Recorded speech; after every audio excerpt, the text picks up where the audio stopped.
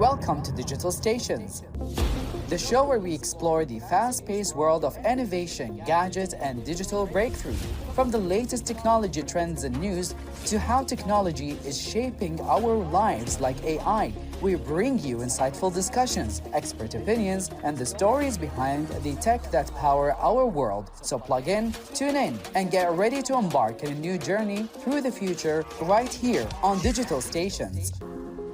Hello, our dear listeners again, and welcome again to the Digital Station show. I would like also to welcome again our guest here, Mr. Naeem Mirza. How are you, Mr. Naeem? I'm doing fantastic. I'm very happy to be here. You are most welcome, and we are going to talk today about the cybersecurity. Mr. Naeem, you know this technology we are using. Many people nowadays speak about cybersecurity. Cybersecurity becoming is a major issue into our daily lives since we are using our smart devices, we are using television, we are using cameras, as mentioned before, we use even the technology in our cars. We are using everything nowadays in the AI, the artificial intelligence. Many people are utilizing the new tools. We have to introduce what is this cybersecurity business, and let us define it first, and then we go into more details into it. So please, can you tell us what is the cybersecurity issue? Share some real facts, and I will also, at the end, I will also share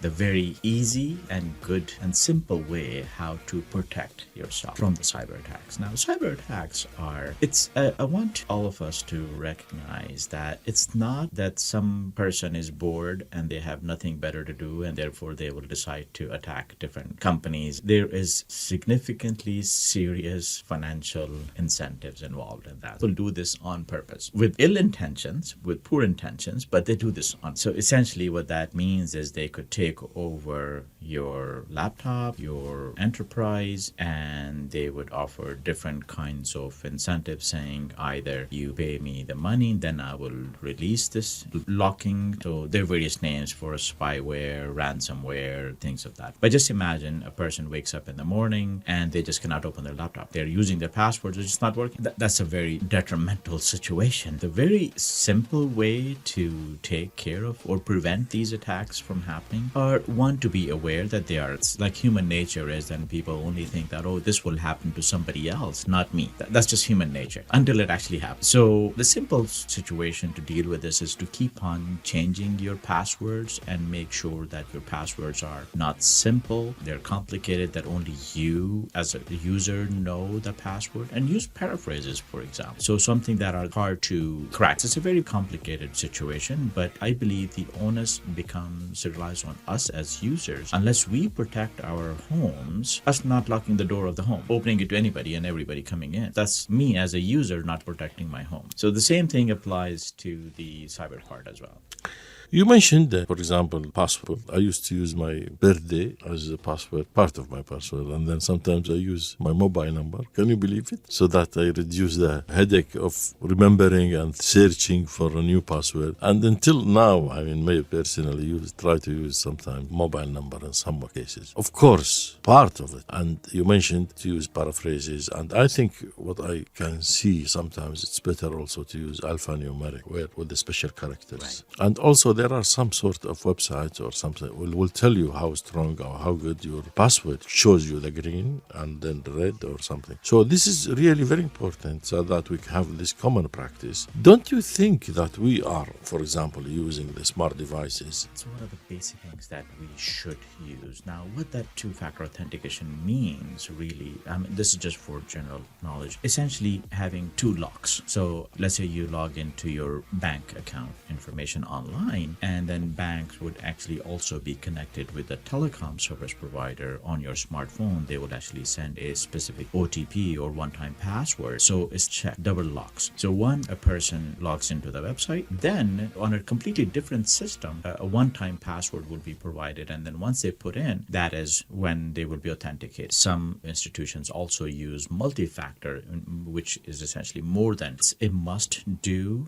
If our listeners are not using that, I highly encourage encourage to enable that functionality. Pretty much it's generally available in all applications. And if service provider does not have that, either you insist to the service provider that they add on to it, or I recommend also consider alternatives as well. Then at the same time, in addition to the multi-factor authentication, I would also recommend to look at from technology or enterprise perspective is something what we refer to as a zero trust architecture. So what that essentially means in simple terms, brother could be telling me that, Naeem, I'm your brother, let me in. I will say, no, you have to prove it to me that yes, you are my brother. So basically what that means is really don't trust anybody, zero trust, unless they prove that yes, they are an employee of this organization, then they would be authority and the right access control list and the right privileges to access some very unique information or very sensitive information. So it's like the financials of the organizations, for example, should not be available to everybody and anybody.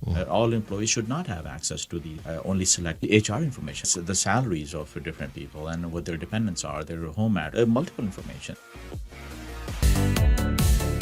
Mr. Naeem, we spoke last episode, as a matter of fact, about the IoT, and we would like to relate it to the cybersecurity. Can you tell us more about what is the relation, what are the applications, how do we take care of cybersecurity in general and the IoT very specific? Dr. Anwar, I want to start out with an example. It's a very simple example. Let's say you get a phone, or a person gets a new phone, or they buy a new router. 9 out of 10 times, I mean, they all have their own default password.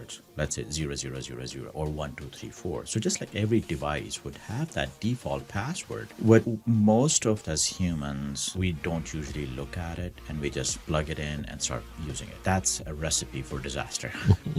Because not only we know that default password, but all the hackers would know that for this particular model of a washing machine has this default password. Exactly. So they can come in to the house using the washing machine IP address, because washing machine also has IoT sensors in it. It can tell you how to use the energy efficiency mechanism. So they can come into the house and then take over the home network, or likewise into your enterprise network as well. So it's very essential to, one, if there is any notification from the service provider to update the software or the firmware, the right answer is yes, because those service providers and manufacturers are actually, they have dedicated teams, they are aware of the cyber attack. So whenever they need to, you get an update request, you always want to do that. The patches and the software updates. So from the industrial perspective, IoTs, I used an example of washing machine, likewise on the fridge, but also any of these sensors in the industrial setup, because people can come in, or the hackers can come in through those devices. And I'll give you a much more complicated example, but in a very simple way. One of the banks in Southeast countries was hacked using a printer port, a simple printer that we all have at homes without even thinking. And the hacker came in through the printer port, explored, sat onto their network for months and then observing. Yeah, it was just simple spyware. And it was just detecting what time people come in, what time do they leave, what time is the data backed up. And then one fine morning, that hacker asked for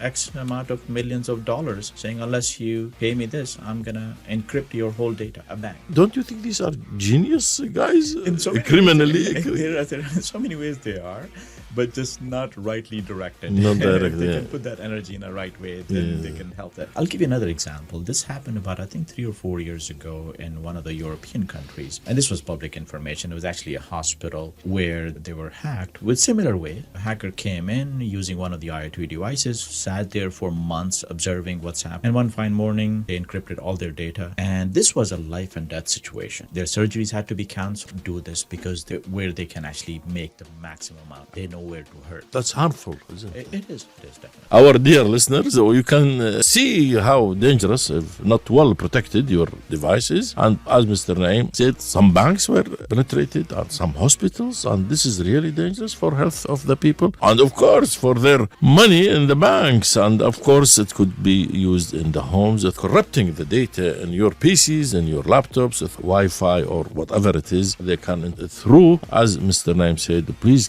take care of those passwords and protect yourself.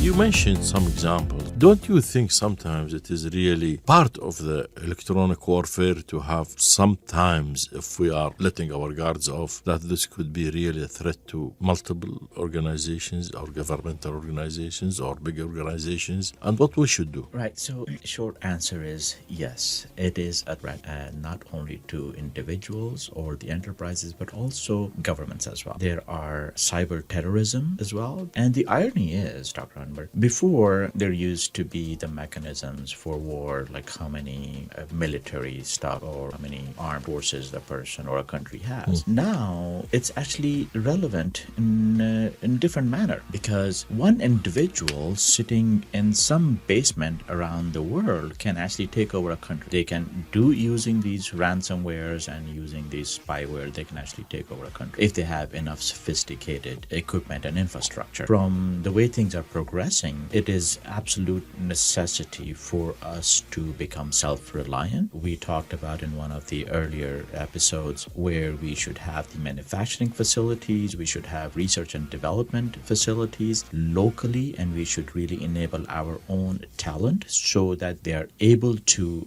deal with these situations, because the situations are very, very real. To develop also those software, antivirus, anti-hacking software? Absolutely. And then I insist that we should, our university should, they are actually, there are in Kuwait, there are a number of universities who actually have, and I'm very happy to see that they have established a number of curriculums for cybersecurity, for AI, for IoTs, and it's very comforting. And then we need to cascade that into the enterprise and also to the government level as well. Because within the cybersecurity, Dr. Anwar, the weakest link, 90% of the time, is the human Factor, yeah.